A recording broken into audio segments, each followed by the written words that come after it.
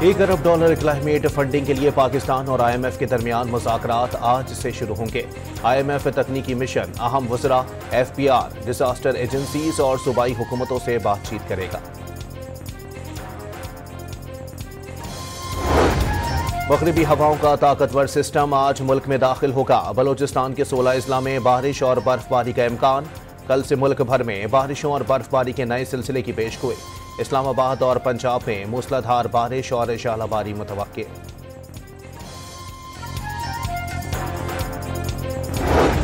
काठोर पुल के करीब 2 ट्रक और कार में तसादुम। एक शख्स जाँ बहक और मुतअद्दिद जख्मी हो गए।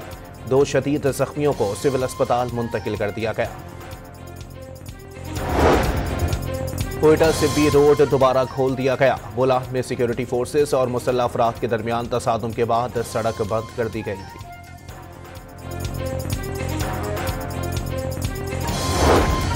सरहदी चौकी तनाज़े पर तोरखम बॉर्डर 2 रोज से बंद। अफगान हुकूमत ने पाकिस्तान को इत्तला दिए बगैर सरहदी चौकी की तामीर शुरू कर दी थी। पाकिस्तान ने सरहद बंद कर दी।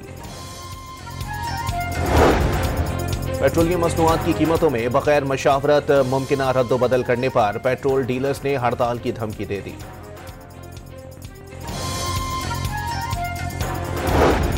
चैंपियंस ट्रॉफी में भारत के हाथों पाकिस्तान को शिकस्त। कौमी टीम का अगले राउंड जाने का सफर नामुमकिन हो गया।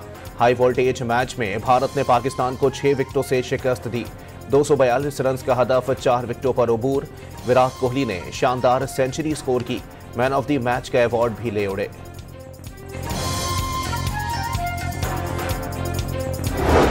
पाकिस्तान ने किसी शोबे में अच्छी कारकर्दगी पेश नहीं की। मिडिल ऑर्डर की नाकामी शिकस्त की वजह बनी। टॉस जीतने का फायदा नहीं उठा सके। मैच में बहुत गलतियां की। पाकिस्तानी कप्तान की गुफ्तगू। रावलपिंडी स्टेडियम में आज चैंपियंस ट्रॉफी का पहला मुकाबला होगा। बांग्लादेश और न्यूजीलैंड आमने सामने होंगे। 5800 सिक्योरिटी एहलकार ड्यूटी पर तैनात।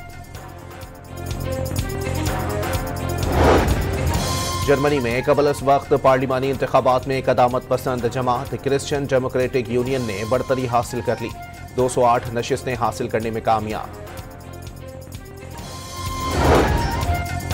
लंदन में कारें चुराने के लिए इलेक्ट्रॉनिक आलात इस्तेमाल करने वाले मुजरिमों को 5 बरस तक की सजा होगी। सिग्नल्स जामर्स जैसे आलात रखना, फरोख्त या तकसीम करना जुर्म तस्वुर होगा। यूक्रेन के सदर ज़ेलेंस्की रूस से बातचीत से कबल अमरीकी सदर डोनाल्ड ट्रंप से मुलाकात के ख्वाहिशमंद।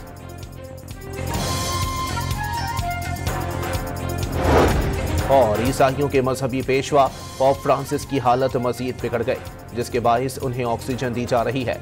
डाकुओं ने हालत नाजुक करार दे दी।